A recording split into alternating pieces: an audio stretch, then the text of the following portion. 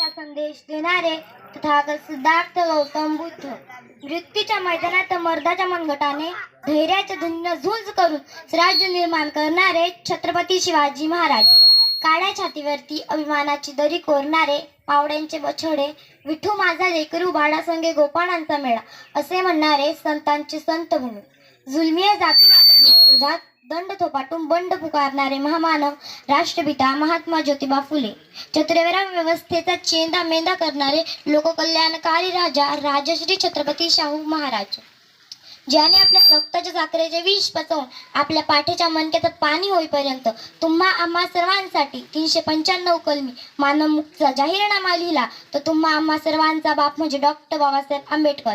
माता भीमाई, माता रमाई, माता जिजाऊ, माता सावित्री या थोर महापुरुषांना व थोर मातांना मी अश्विनी गोकुळ सुरवाडे सर्वप्रथम या महामानवांना व मातांना विनम्र अभिवादन करून आपल्या भाषणाला सुरुवात करीत आहे. आज 14 एप्रिल ही तो एका वादळाचा आरंभ बिंदू आहे, एका युगाची सुरुवात, एका जिवंत संघर्षाचा आरंभ आहे.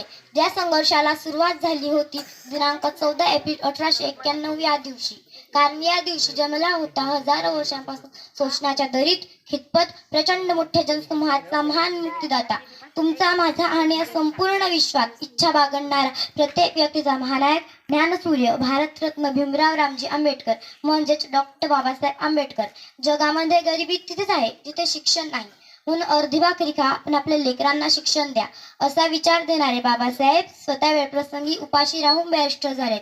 ज्या समाजात हजारो वर्षापासून कुणी 4थी पर्यंत शिकला नव्हता त्या समाजात बाबासाहेब इंग्लंडमधून बॅरिस्टर झालेत.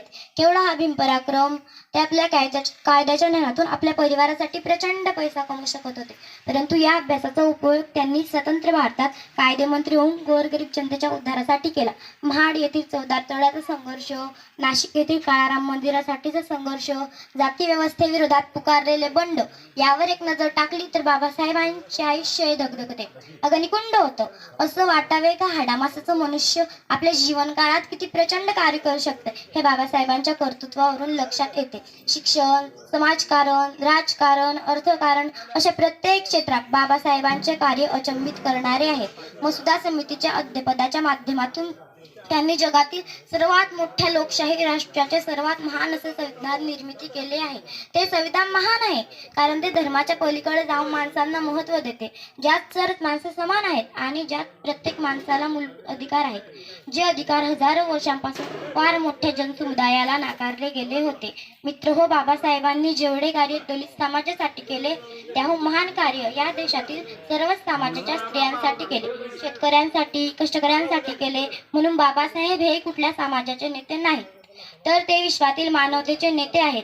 तेव्हा आजच्या बाबासाहेबांच्या जयंतीच्या दिवसाचा शिका, संघटित व्हा आणि संघर्ष करा हा संदेश आठवूयात आणि बाबासाहेबांच्या स्वप्रतिक देश साकारण्यासाठी सज्ज होऊयात. हीच त्या महामानवाला माझे त्रिवार अभिवादन. जय भीम.